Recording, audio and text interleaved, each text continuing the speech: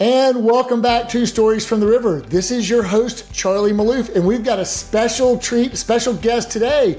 Welcome to the pod, Kristen Hadeed. Kristen, welcome. Thank you, Charlie. Hi, everybody. Thank you. Kristen, it is awesome to be with you again. It's been 12 days since we were together at Pioneering the Path, a Purpose 828 experience. We brought 828 back in person, and you were our keynote speaker, which was pretty incredible. And so you flew in from Houston to spend some time with us, and I can't wait to get into it with you. So how are you doing? I'm great, especially that we get to have this conversation together. Welcome to Stories from the River, a show in which we go behind the scenes at Broad River Retail. Let me tell the audience a little bit about you, if I may, for just a second. Okay. So this is kind of your intro. Kristen Hadeed has spent the past decade working with leaders in just about every industry in almost every U.S. state and several other countries and in hundreds of virtual meeting rooms. In each case, her goal is always the same: to ignite the kind of human leadership that builds trust, belonging, and wildly engaged cultures. The biggest thing you should know about her: as many of us do, she learned everything she knows the hard way, by screwing up. At 19, with hardly any leadership experience, Kristen Hadeed started a cleaning company called Student Maid. And before she graduated, that company received a contract to clean hundreds of apartments. She hired a team of 60 people to help her, and within days, 75% of those people had quit on her. That's when Kristen's obsession with human leadership began. As a leader, she readily admits to her mistakes, but she also shares the valuable lessons learned with audiences everywhere as a reminder that growth and failure are what make us better and more effective leaders. Kristen's work has been featured in news outlets including PBS, Fox, Inc., NBC, Time, and Forbes, and her book, Permission to Screw Up, as she scratched through the title there on the cover, has sold more than 50,000 copies worldwide. Her first TED Talk has more than 3 million views on YouTube. What a pleasure. What an honor. Thank you, Charlie. So Kristen, you started Student Maid at 19, and then you shared with us a little bit of a story that, like, I was young to start this company. You kind of went through starts and stops, failures. You grew it. And then you were kind of losing the passion for it a little bit. And a close friend of yours, also she worked for the company, had a heart-to-heart conversation with you unexpectedly at dinner in December 2020 that kind of led to you going a different direction with your professional career. Can you share a little bit about that? I started my company kind of by accident. It was never my intention to start a business. I went to school for finance. I thought I would be a banker. And the story goes that while I was in school, I needed a way to make some money. And so I started cleaning houses, never thinking that that was going to be my career. And it turned into a business. And I learned a lot about leadership. I learned how to lead by learning how to not lead, because when you're 19, you don't know a lot. And so I really had to screw up a lot to learn, and I'm still very much learning. And I did that for over 10 years. My team and I, we grew Student Maid to become a cleaning business that kind of defied the industry odds. And a lot of cleaning companies had trouble keeping their team members happy and engaged. And the industry is known for a really high turnover rate. And in Student Maid, we had the opposite. We had people who wanted to stay with our company. We employed students. It was kind of a unique business model.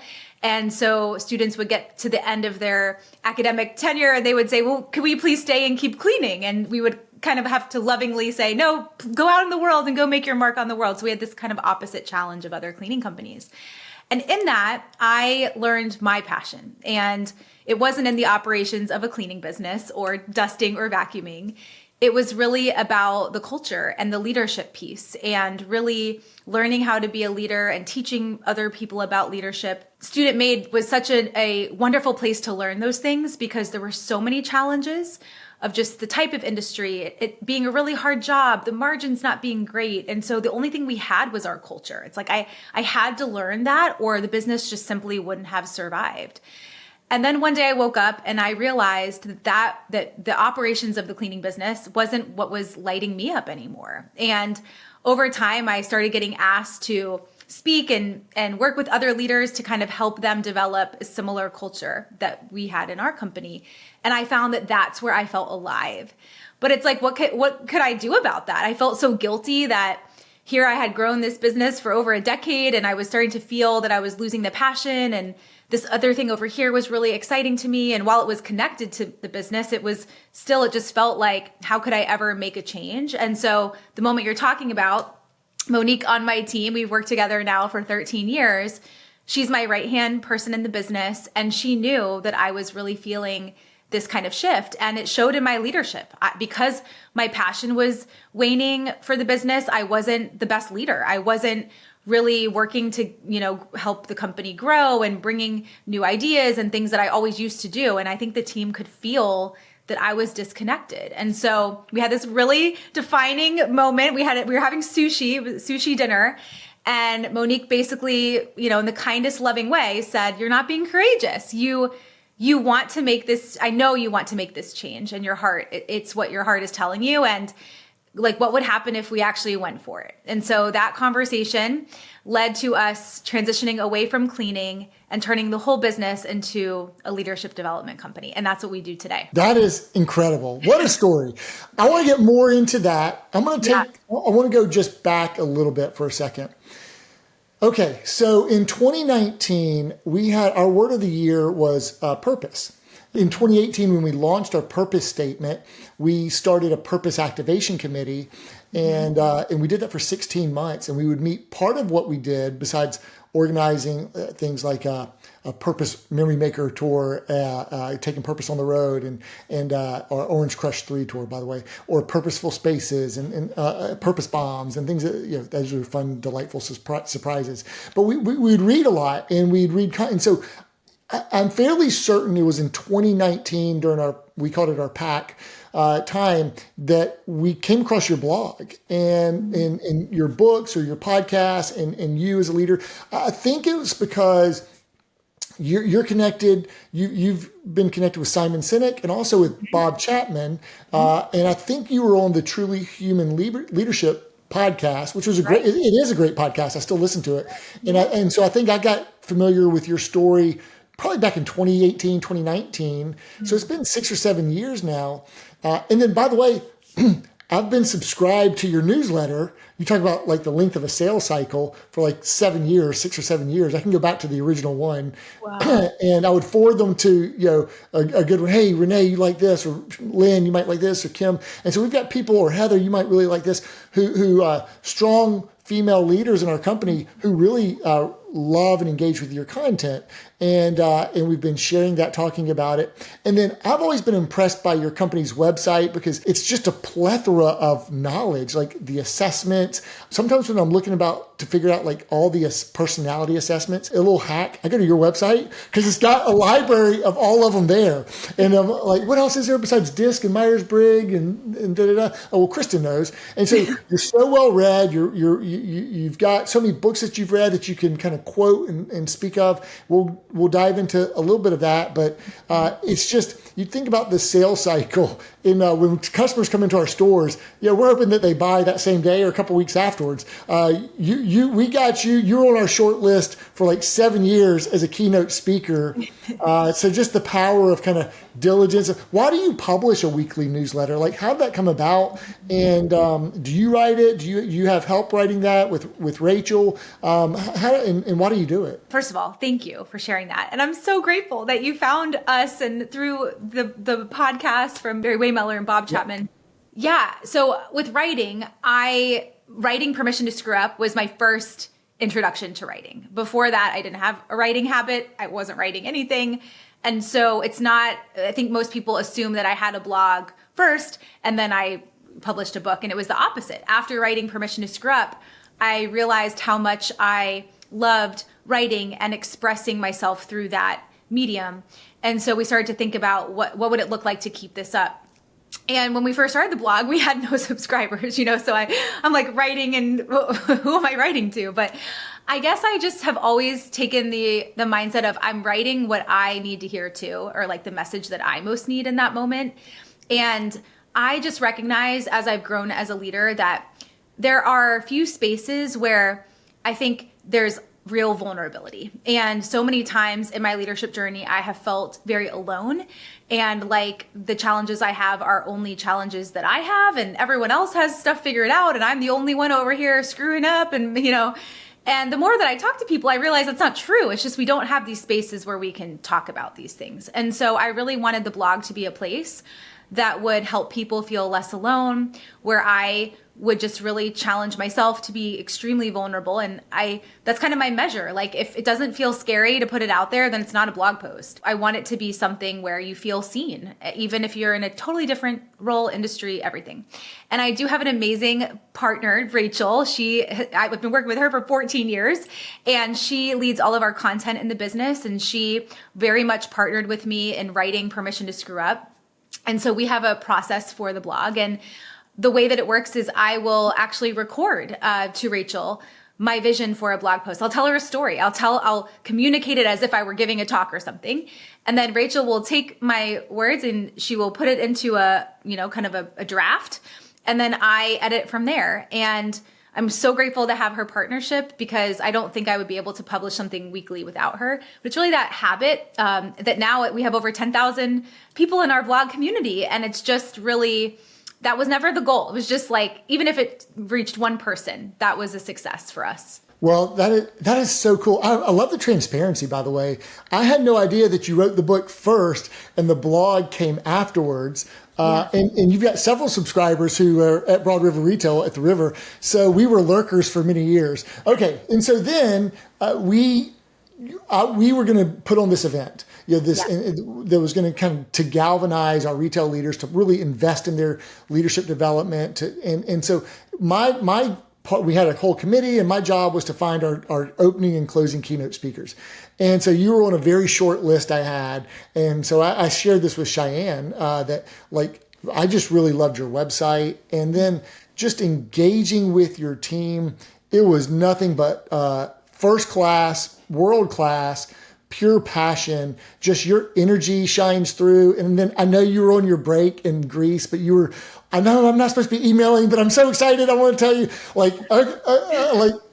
so anyways, by the way, some people did it. I was a little bit, I meant to get some of the responses. It was around the 4th of July, and I was trying to just get caught up. And so some people didn't respond, and they were kind of a handful of short list, but you guys did. And so anyways, you became our opening keynote. And then we were like, at first I thought you might be our closing keynote, and then it kind of worked out with your schedule because you had a birthday party back home to prepare for. So anyways, it worked out really, really well. Okay. Now I want to talk about the preparation process. We'll get into the content and how you curated the content, and then how you felt during the event.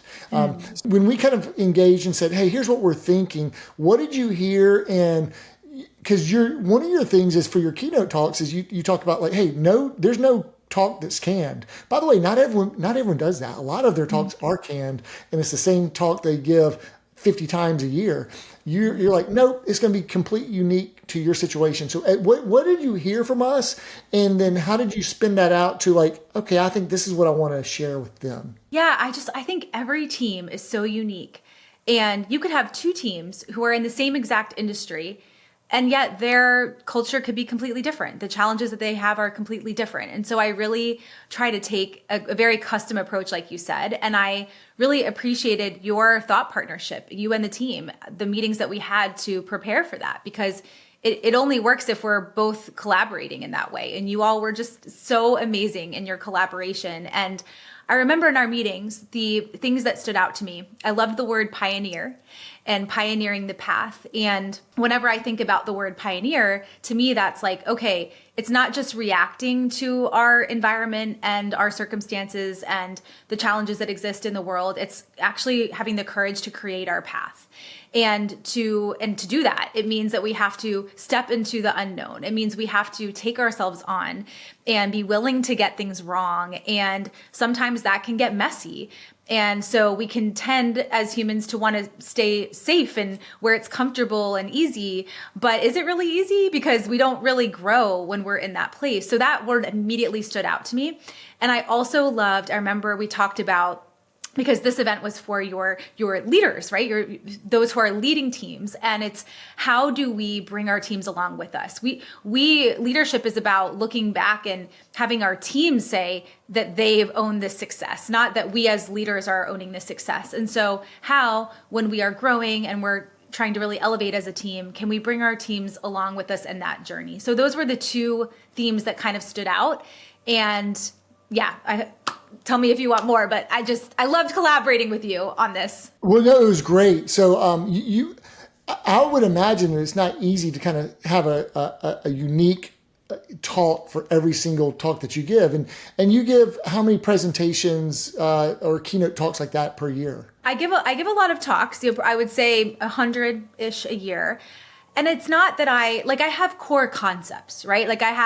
I'll give you an example. We talked about the resilience resume as one of the concepts in our session. And that is something that I teach when it comes to building inner resilience to be able to take risks. And so that's a concept that I have introduced to many teams. The thing that I think is unique and that's custom is the message around all of it, how we, the lens at which this message is delivered, with which it's delivered, so that it really feels to the team like we're meeting them where they are. Yeah. No, that's great. Okay. So we get to the day, and you certainly came into it having certain expectations. I'd love to know what your expectations were coming into it. And then I would love to know kind of what your reality was as you experienced Broad River Retail. So culture is something you feel. And I knew from our email exchange, even though we hadn't had an actual conversation like this, we were just typing, I could already feel your culture from just those emails. And I knew, How so? I just, I think it's hard to describe a feeling. It's just a feeling like I just could tell that you're someone who's very relationship driven. I could tell that you're someone who's very intentional, and that this event for your team means so much to you. The brief that you sent me to kind of set up like the goals that you have. And I think I could just feel the intentionality and the purpose and how important your team is and your culture is. And that, that's how we set the tone. And then when we had our meetings, that totally came through the Zoom screen, and just the intentionality. And I remember in our calls, the focus on, we want to pour into our leaders. Our leaders, are the reason that we're here having the success and the growth, and they're responsible for a lot. And of course, every person plays a part. And sometimes I think as leaders, we don't take the time to invest in ourselves and to have that space to just like take a breath, because we have so much on our shoulders. And so I love that you wanted this day to feel so special for them. And so I'm telling you, Charlie, I already expected that this event was going to be off the charts. And then when I got there, first of all, I got there and people were in the parking lot early. You could just feel the teamwork. Everyone was wearing the jerseys. You had the coffee bar going, the music going. It was just everything everything I expected and more. And I appreciated, I got to spend time before we actually began meeting everyone and signing books, and just person after person, you could just feel that they wanted to be there. And so that kind of thing doesn't happen just by chance. It is intentional. And I could feel that every step of the way. Yeah, tailgating at 6 a.m. or 6:30 a.m. That means people have to get up at 4 a.m. and 5 a.m. to set it up. And so it was, get the eye black going on. The eye tat, everything. Yeah, I love that you wore orange for the event. I don't know if that was probably very intentional. You said it was, I think, your favorite color. And, it is my favorite color. I think that happened to work out. Okay, so the other thing, I'm going to get into value add, because as a keynote speaker, I want to make sure I don't forget to talk about the added value that you've brought to Broad River Retail beyond just the talk itself. But let's get into the talk. So you had 3 topics. Of course, I'm wearing my Courage shirt. So courage, ownership, and collaboration. I love this quote that you got from Stephen Pressfield's book, The War of Art, which I believe someone later that day actually also referenced that book, ironically enough. Wow. Yeah. I think John Acuff did. He or his parents asked me if I had read that book. I said, funny you should mention that. Kristen Hadeed just spoke about it during her talk. But you said, fear is a compass that points you to what matters to you. That is such a powerful quote. And I'm reminded of a talk that we heard at the Purpose Summit in 2024, a talk called Do It Afraid. It was from the Kent Chevalier, from the chaplain, the team chaplain for the Pittsburgh Steelers, by the way, for the NFL team. And we actually had a podcast episode with him on it, Do It Afraid. So because you said you had these kind of this two types of fear that you talked about, and then you kind of got into the whole. You had the fear of failure, the fear of success. So let me just pause there because I'll keep going on this courage topic for a little bit. I think I always viewed fear before like I need to figure out how to remove the fear so that I can take the next step. And what I love about Steven Pressfield's work is that he says actually fear is your friend. Like fear means you care about the thing you're working on. Because if you didn't feel fear, it would just mean that there's nothing, you're neutral. And so his book is really framed for creative work, like when you're writing a book or producing a film, or you might have a lot of resistance because it's actually a fear that it won't be good enough. Like you care so much about it and you want to make a difference and you want it to be great. And so that fear can just totally stop you in your tracks. And instead of letting it stop you, look at it like, oh, there's fear here. Well, that's what I need to work on, because fear is telling me that I really care about this thing. So I need to keep moving forward and follow that. And I took that to like an even bigger level, that the whole, I used to think it was so cliche, but if your dreams don't scare you, they're not big enough. I really think that's true. If you're not feeling any kind of fear, I think there's a question there of, is this something I genuinely care about? Could I reach for something higher that would give me that fear? And then that's the feeling you're looking for. That's awesome.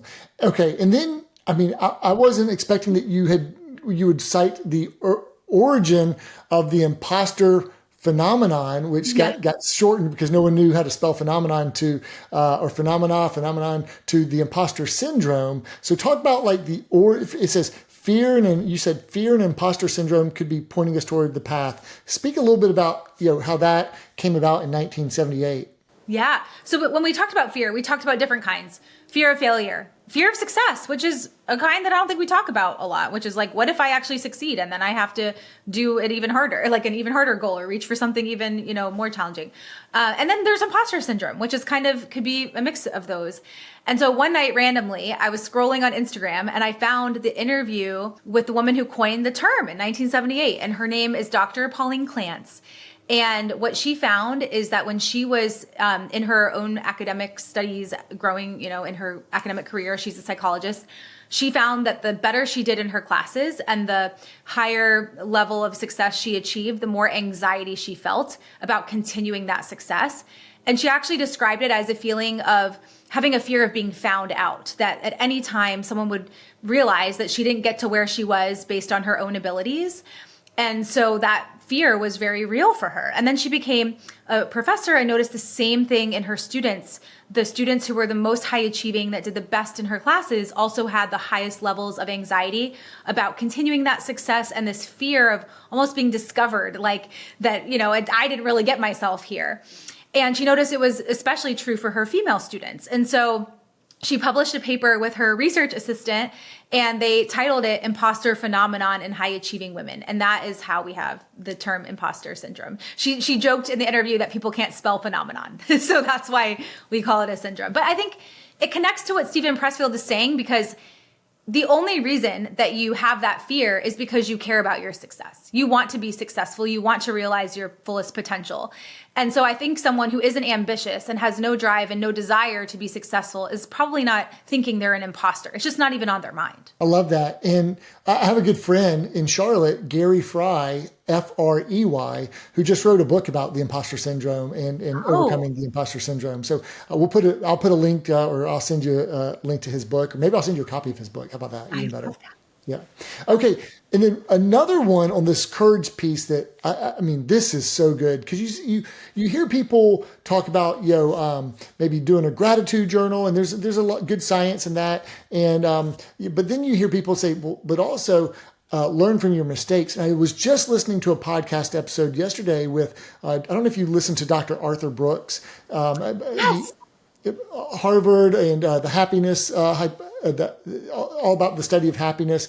And he was talking about, he said, but gratitude's boring. He does a failure resume, but then you cited this thing called a resilience resume. And so talk about, it's like making a list of all of the hard things that you've been through in your life and how you can kind of reference that to overcome fear. Can you riff on that for a bit?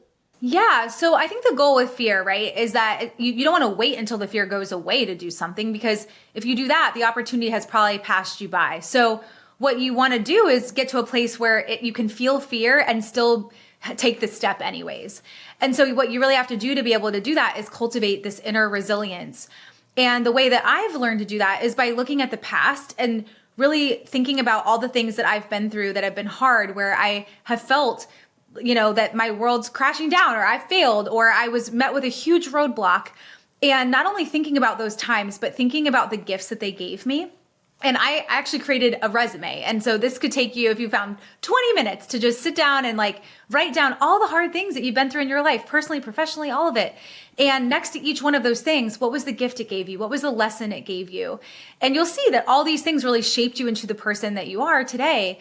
And so in the moment when you're struggling and you feel that fear, it's learning to look at the past to build your trust in the now. So it's like, wait a minute, let me look at my resume for a second. I've been through all these things.